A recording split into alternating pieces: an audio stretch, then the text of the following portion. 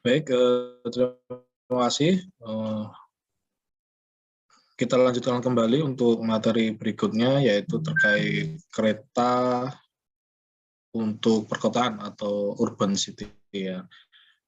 Kalau kemarin kita sudah bahas, kalau sebelumnya kita sudah bahas lokomotif dan sarana bergerak sendiri, kemudian kereta dan gerbong. Nah, sekarang kita membahas terkait kereta untuk perkotaan, istilahnya urban transit ya. Nah, di sini kita akan membahas terkait dua jenis kereta ya yang biasa digunakan untuk antar kota. Nah, kereta antar kota ini biasanya bersifat komuter ya. Jadi ini bolak-balik ya, dan jaraknya itu tidak terlalu jauh. Mungkin hanya sekitar atau di bawah 20 km ya. Itu untuk bolak-balik, istilahnya komuter. Nah, di Indonesia untuk kereta komuter itu yang biasa kita ketahui atau yang kita ketahui itu yang ada di Jakarta ya, di KRL Jabodebek, terus MRT ya, kemudian LRT, terus ada lagi di LRT Palembang. Nah, itu juga termasuk kereta perkotaan atau urban transit. Ini contoh untuk trase di Singapura ya. Di kota Singapura, di situ juga ada beberapa jaringan MRT ya. Bisa dilihat ada beberapa line ya, istilahnya line atau jalur. Ada jalur hijau, merah, biru, kuning, ungu, dan lain-lain. Di mana mereka sudah memisahkan antara daerah penduduk, kemudian pusat bisnis, kemudian untuk hub ya, atau istilahnya transportasi untuk keluar negara, misalkan ada pelabuhan, ada bandara, mereka sudah terpisahkan. Nah, untuk jaringan-jaringan ini mereka masuk ke dalam urban transit ya, atau perkotaan. Jadi misalkan ini trase yang kuning ini, jadi dia muter aja sampai ujung balik lagi. Nah, nanti ketika bertemu dengan line lainnya atau jalur lainnya, maka di situ ada istilahnya interchange ya, atau tempat pergantian kereta. Misalkan dari Punggul ya, mau Punggul mau ke mau ke Jurong East ya istilahnya. Nah, dia akan naik ke MRT yang warna ungu ya.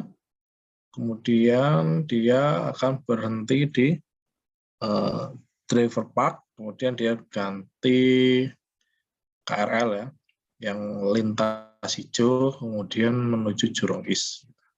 Nah, itu yang disebut dengan interchange atau pergantian jalur kereta. Jadi mau kemanapun, mau ke kota manapun, kalau jaringan keretanya itu sudah terkoneksi, itu jadi enak. Itu mau kemanapun cukup dengan MRT itu sudah bisa seperti itu. Itu contoh di Singapura. Nah, terkait teknologi ya, di dunia kereta api ya, atau terutama untuk perkotaan, di sini ada beberapa kriteria seperti itu. Jadi bisa jalurnya, contohnya ya, bisa jalurnya itu terpisah atau tergabung sebagian atau terpisah sama sekali. Jadi bisa mix ya, bisa campur dengan jalan raya atau spirit sebagian ya, atau dibatasi sebagian atau full dibatasi. Nah, kalau untuk kereta api yang mix ya dengan jalan raya itu biasanya berbentuk tram.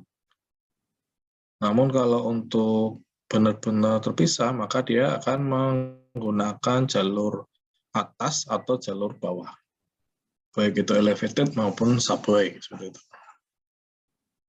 Karena apa? Tujuannya biar tidak ada perlintasan sebidang untuk mengurangi resiko kecelakaan dan untuk menjamin waktu tempuh sebuah kereta dari titik A ke titik B yang sudah dijadwalkan sesuai KPK ya. Nah, jadi di dalam pemilihan jenis sarana perkotaan itu memang dipengaruhi oleh dua parameter ya, yaitu parameter jumlah kapasitas atau kuat angkutnya sebuah kereta dan kecepatan kereta itu sendiri. Contoh saja, misalkan kita mau membangun sebuah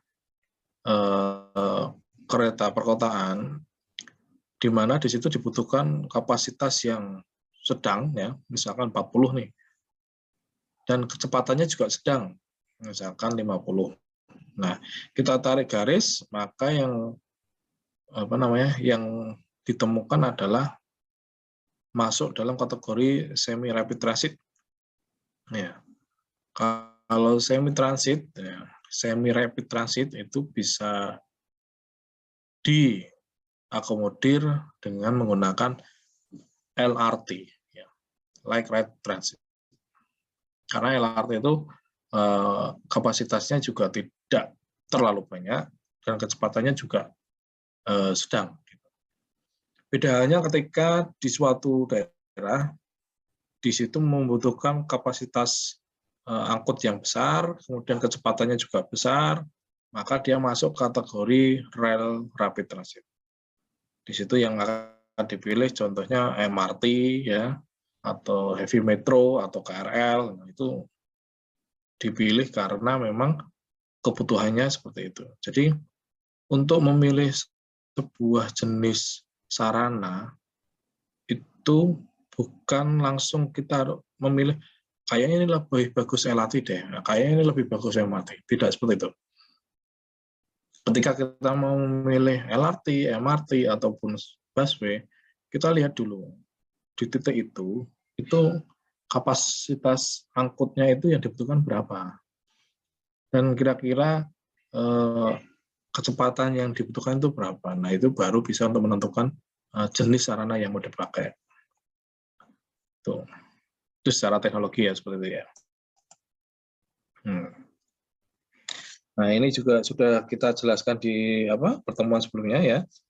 Jadi mass rapid itu memang banyak jenisnya ya, bisa dari bentuk kereta, dari bentuk bus, ya, bentuk monorail dan seperti itu. Baik dioperasikan secara manual maupun secara otomatis.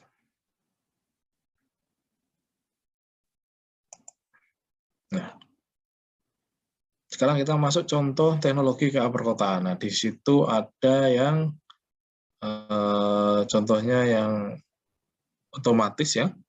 Contohnya itu ada LRT ya, LRV di Kuala Lumpur, di Manila, dan di negara ASEAN lainnya. Ada juga yang dalam bentuk bis ya, bis rapid istilahnya. Kalau di Indonesia ya seperti busway gitu. Nah, di pertemuan ini kita akan membahas terkait dua jenis kereta, di mana yang satu metro, yang satu light. Ya. Metro itu maksudnya kereta dengan kapasitas angkut yang besar dan kecepatan tinggi. Kecepatan agak tinggi lah, ya. Bukan kecepatan tinggi ya, agak tinggi karena kecepatannya sekitar 80 sampai 100.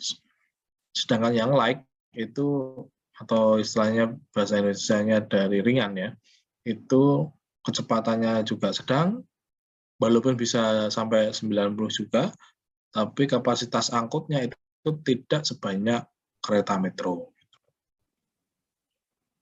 Di sini kita bisa lihat ya perbedaannya ya antara metro dengan light. Kalau jalur ya sama-sama menggunakan rel, terus tipe jalur sama ya, bisa underground, elevated ataupun at grade.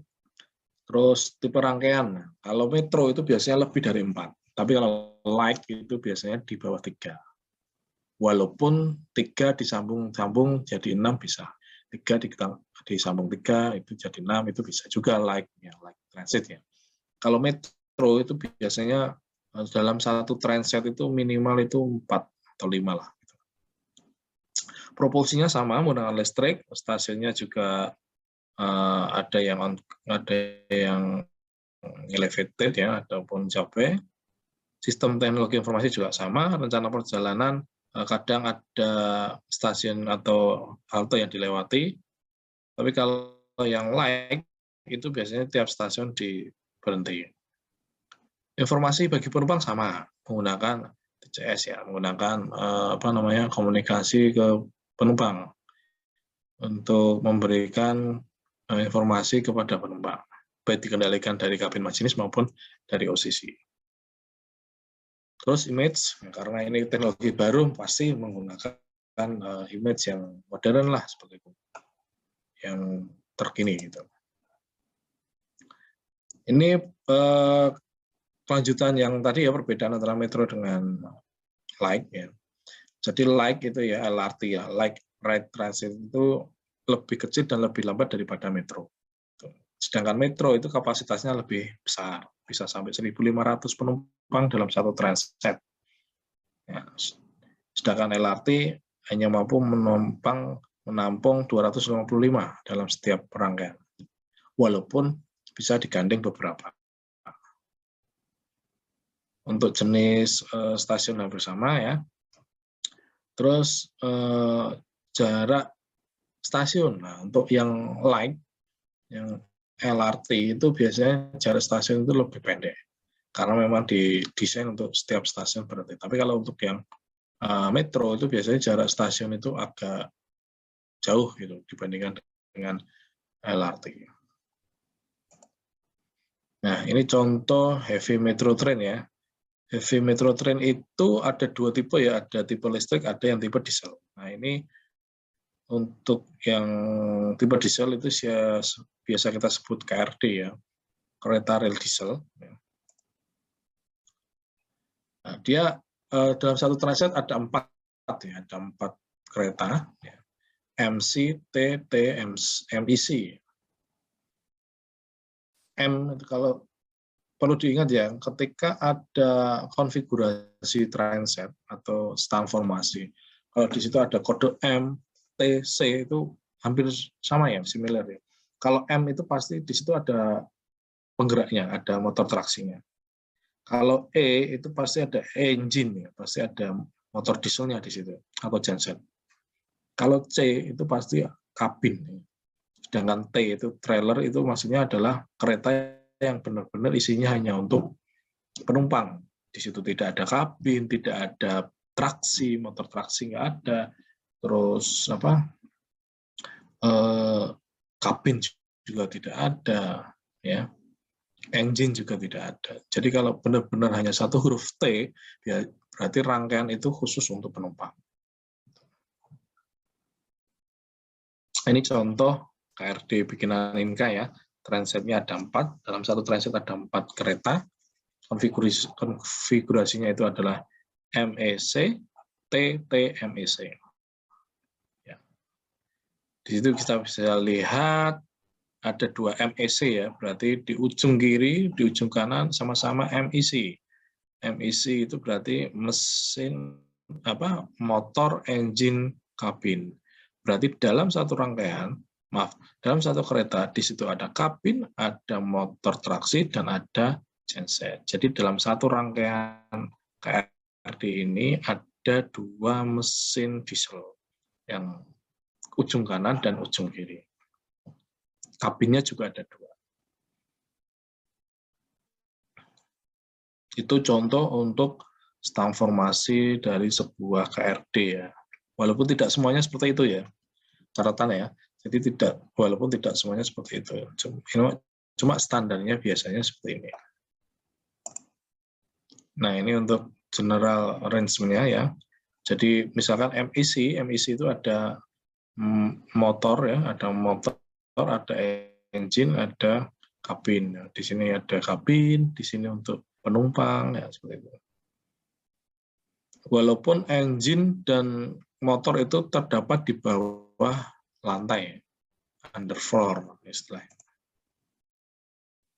Nah, ini contoh untuk mendesain sebuah bodi kereta ya. Kita desain dulu dengan menggunakan aplikasi ya. Menggunakan aplikasi sebelum kita produksi massal, jadi kita uji dulu dengan aplikasi ya. Setelah dari aplikasi masuk, baru kita uji secara nyata di lab. Biasanya kalau uji aplikasi ini menggunakan ANSYS ya, menggunakan program ANSYS. Jadi akan diketahui mana titik-titik yang yang rentan atau yang akan menerima beban paling berat itu di sebelah mana. Di situ ketahui ya. Nah, ini contoh spek untuk mesin KRD yang tadi. Tadi ada saya sebut MEC ada 2 ya, karena di sini ada 2 mesin diesel, transmisinya juga ada 2, gearbox-nya juga ada 2. Nah, ini untuk power flow system sama ya, seperti kereta berpenggerak sendiri yang sudah saya jelaskan sebelumnya. Jadi dari engine ya, motor diesel, dia akan menggerakkan 2 arah ya, yang satu ke arah roda, yang satu ke arah kelistrikan seperti itu. Yang roda itu dilewatkan transmisi, yang kelistrikan itu dilewatkan hidrostatik motor.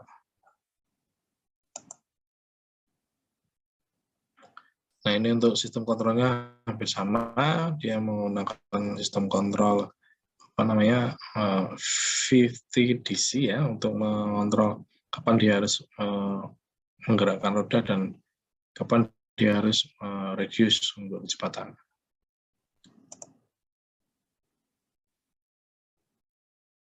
Untuk pintu dan jendela atau ujung kereta untuk KRD sudah didesain sedemikian rupa. Ya, sama ini terbuat dari baja semua ya. Terus kacanya juga terbuat dari material yang kuat, ya, yang kuat. Terus untuk kabin ujung kereta dilengkapi co-catcher ya di bawah, di bagian depan bawah itu yang warna merah itu. Fungsinya sama ya seperti yang di lokomotif. Dia fungsinya adalah untuk menangkap atau melempar material yang ada di atas trek. Jadi jangan sampai terlindas oleh roda. Karena apa? Kalau kereta melindas sesuatu, kemungkinan besar dia akan anjlok. Seperti itu.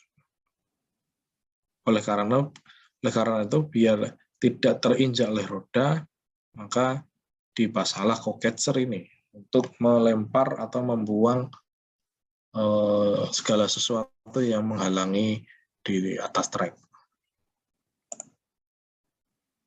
Nah, ini untuk interior KRD ya, yang tadi.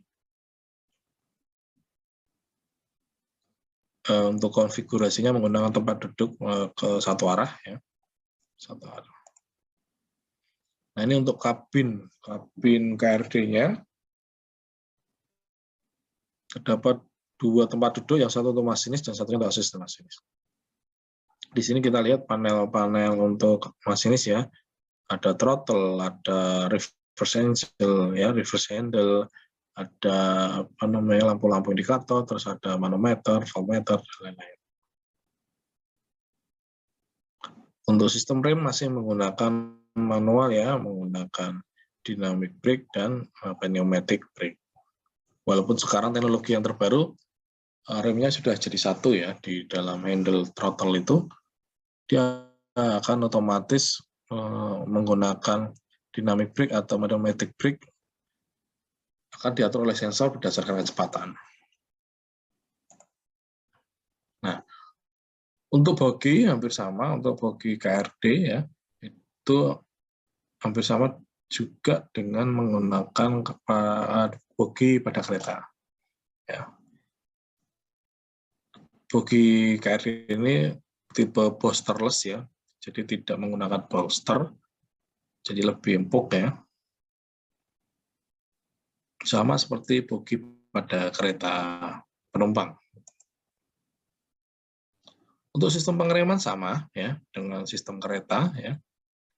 Jadi ada reservoir, ada distributor valve dan brake cylinder pada di masing-masing bogi seperti itu. Untuk KRD dia menggunakan sistem hidrodinamik dan pneumatik. Kalau hidrodinamik dia kontrolnya itu jadi satu dengan throttle kecepatan. Kalau ke atas menambah kecepatan, kalau bawah braking ya atau melakukan pengereman. Sedangkan yang pneumatik itu dia menggunakan tuas sendiri karena dia akan mengatur perubahan tekanan udara yang ada di sistem pengereman. Jadi untuk pengoperasiannya ya, kalau rem hidrodinamik itu digunakan untuk mengurangi kecepatan tinggi untuk menjadi kecepatan rendah. Sedangkan untuk pneumatik itu berfungsi untuk menghentikan kereta. Dan batas kecepatan itu sekitar 30 km per jam. Jadi kalau 30 km per jam ke bawah itu menggunakan pneumatic brake, tapi kalau 30 km per jam ke atas itu menggunakan hydrodynamic brake. Kenapa kok kecepatan tinggi tidak digunakan pneumatic brake? Ya karena kalau kecepatan tinggi menggunakan pneumatic brake maka akan terjadi skidding atau slip. Nah itu yang bisa membuat roda benjol seperti itu. Jadi sudah diatur ya untuk kecepatan tinggi itu yang beroperasi mana, terus kecepatan rendah itu yang beroperasi sistem pengereman yang mana. Nah ini untuk coupler, tempat untuk menyambung ya antara dua rangkaian ya. Di sini yang disambung satu coupler ya, yang kedua adalah untuk selang pengereman ya. Selang pengereman, terus satu lagi kelistrikan. Kabel yang ada di atas itu akan disambung juga.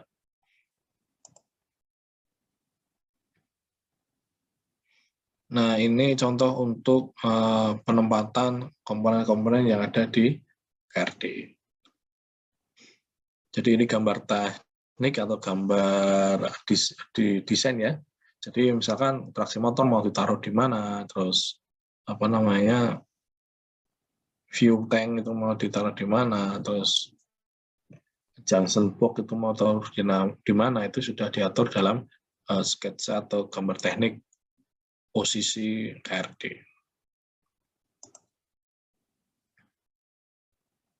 Nah, ini adalah driveline ya atau sketsa propulsinya KRD ya. Di mana yang sebelah kiri ini adalah genset. Genset itu gabungan antara mesin diesel dengan generator ya. Makanya sering disebut genset. Kemudian genset akan disambung dengan propeller ya, atau gardan shaft. Gardan shaft ini akan memutar gearbox. Gearbox akan memutar roda.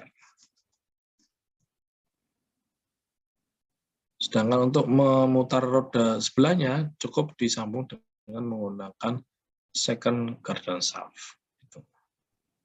Maka dia akan berputar bersama. Nah, ini contoh dari power pack ya atau genset ya. Di sini ada motor diesel dan sebelahnya ada generator.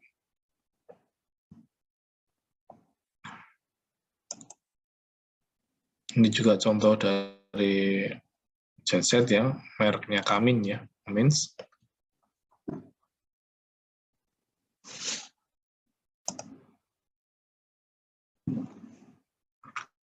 Nah, ini adalah turbo transmisi ya. Fungsinya adalah untuk mengatur kecepatan KRD. Kalau di mobil atau di kendaraan hampir sama ya menggunakan transmisi. Cuma dia menggunakan hidrostatik, ya, atau istilahnya matic ya, udah matic lah istilahnya.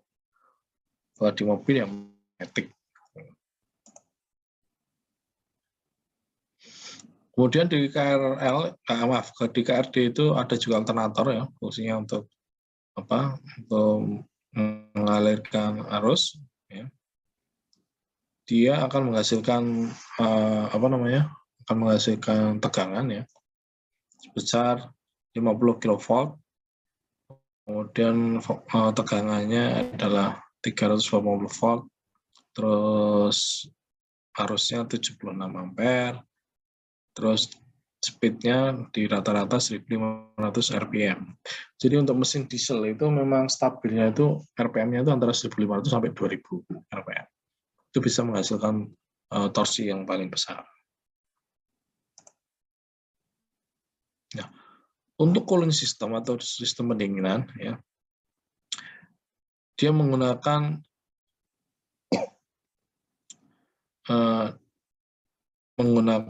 apa namanya? Menggunakan pendingin udara dan pendingin oil yang pengennya. Jadi untuk mendinginkan sistem gensetnya, dia selain menggunakan radiator, dia juga menggunakan oil cooling, oil system cooling. Nah, sedangkan untuk AC ya, untuk air conditioner dia menggunakan AC untuk kereta ya, AC. Ya. Ini gambar dari radiator ya. Radiator ini adalah fungsinya untuk mendinginkan engine dengan sarana air ya. Jadi seperti di mobil ya. Jadi ada cooling jacket yang diisi dengan air. Kemudian air itu akan didinginkan oleh putaran udara yang dihasilkan oleh radiator. Jadi dia ada posisinya di atas hampir sama seperti AC. Nah ini gardan shaft ya, sudah digambar tadi juga ada ya. Sedangkan untuk kompresor, sama, kompresor ini adalah fungsinya untuk menyuplai reservoir ya, untuk fungsinya adalah untuk sistem pengereman. Karena pengereman kereta itu menggunakan pneumatik, maka dia harus disuplai oleh udara yang bertekanan. Udara bertekanan itu dihasilkan oleh kompresor. Dan kompresor ini fungsinya apa? Bekerjanya itu secara otomatis ya. Jadi ketika tekanan itu mulai melamah, maka secara otomatis kompresor akan nyala dan akan mengirim udara bertekanan ke reservoir. Kemudian tekanan udara di reservoir akan naik lagi seperti itu. Begitu terusnya secara otomatis. Nah ini untuk pneumatic module ya, untuk pengaturan pneumatik yang ada di sistem rem.